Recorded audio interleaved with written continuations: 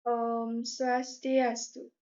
Assalamualaikum warahmatullahi wabarakatuh. Shalom, namo buddhaya, salam sejahtera bagi kita semua, dan salam harmoni. Tak henti-hentinya kami panjatkan puja dan puji kehadirat Tuhan Yang Maha Esa, karena berkat rahmat-Nya lah saya dan teman saya dapat melakukan presentasi pada hari ini. Kepada Bapak dosen dan teman sekalian, terima kasih atas kesempatan yang telah diberikan. Sebelum kami memulai presentasi, izinkan kami memperkenalkan diri kami terlebih dahulu. Perkenalkan, nama saya Niputu Diva Maharani selaku moderator, dan Niputu Windy Nareswari sebagai pemateri kedua, dan Iputu Restu Hadinata sebagai pemateri pertama.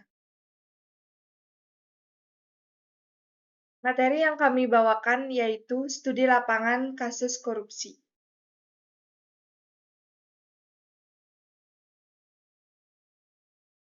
Untuk pemateri pertama, dipersilakan. Baik, terima kasih atas waktu dan kesempatannya. Jadi di sini saya akan memaparkan materi yang pertama, yaitu apa pengertian dari korupsi. Definisi korupsi menurut Kamus Besar Bahasa Indonesia adalah jahat, rusak, suka memakai barang atau uang yang dipercayakan kepadanya, dapat disogok menggunakan kekuasaannya untuk keuntungan pribadi. Secara terminologi, korupsi didefinisikan sebagai penyelewangan atau penggelapan dana publik atau perusahaan untuk keuntungan diri sendiri ataupun pihak lain. Terima kasih. Saya kembalikan ke moderator. Baik, terima kasih Restu. Untuk materi kedua akan dibawakan oleh pemateri kedua. Untuk Windy, dipersilakan.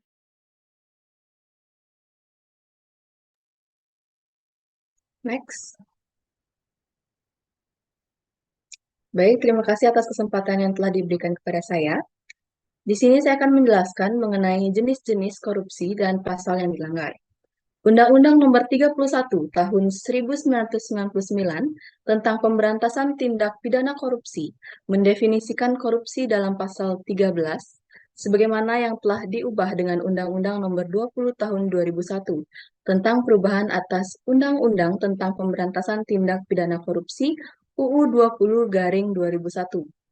Pasal ini mendefinisikan korupsi sebagai salah satu dari 30 jenis tindak pidana korupsi, kemudian lebih mudah untuk dipahami dikelompokkan menjadi 7 pengelompokan utama, antara lain kerugian keuangan negara, suap-menyuap, penggelapan dalam jabatan, pemerasan, perbuatan curang, benturan kepentingan dalam pengadaan, serta gratifikasi. Yang pertama yaitu kerugian keuangan negara. Seorang pegawai negeri atau PNS atau penyelenggara negara yang menyelenggarakan hukum dan menyalahgunakan kewenangan, kesempatan atau sarana yang ada padanya karena jabatan atau kedudukan dengan melakukan tindak pidana korupsi dapat dikatakan telah merugikan keuangan negara. Hal ini telah diatur dalam pasal 2 Undang-Undang 3/1999 JO UU 20/2001 serta pasal 3 UU 31/1999 JO UU 20/2001. Yang kedua yaitu suap menyuap.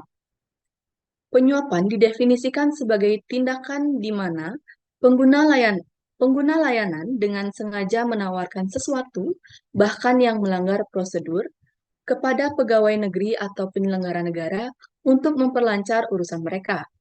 Ketika kedua pihak terlibat dalam perdagangan atau perjanjian, penyuapan terjadi. Korupsi yang terkait dengan suap-menyuap diatur dalam beberapa pasal UU 31/1999 dan perubahannya, yaitu yang pertama, pasal 5 UU 20/2021, yang kedua pasal 6 UU 20/2021, yang ketiga pasal 11 UU 20/2021, yang ketiga pasal 12 huruf A, B, C, dan D UU 20/2021, serta yang terakhir pasal 13 UU 31/1999. Yang ketiga yaitu penggelapan dalam jabatan.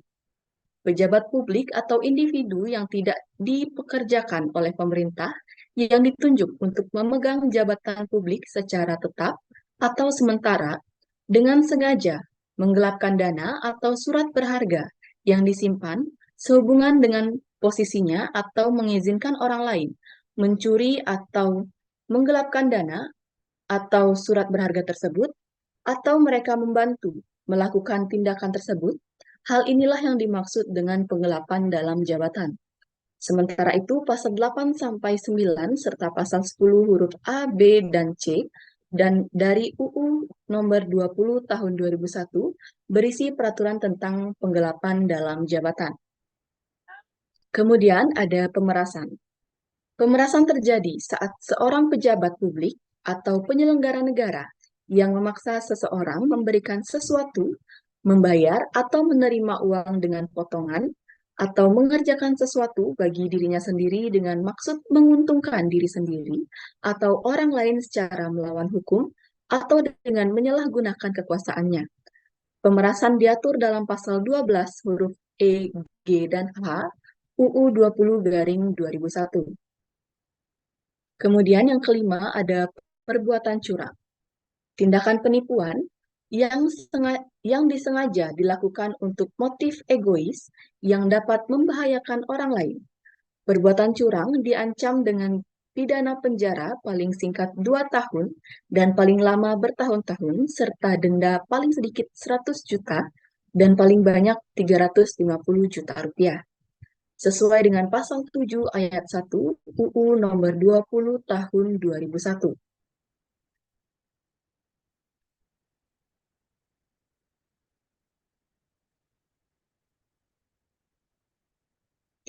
Bentar.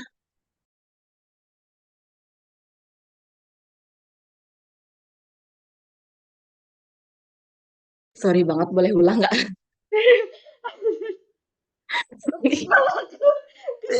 Kak mau lanjutin aja bacanya apa? SS-annya hilang. Ya udah nggak apa-apa. Ya, Apa kata gue teh? Sorry, sumpah. Sorry. Oke guys. Kalau nggak Ntar gini aku aja buka baca, gininya dah filenya. Win. Judul-judulnya aja baca, Win. Dikit banget jadinya.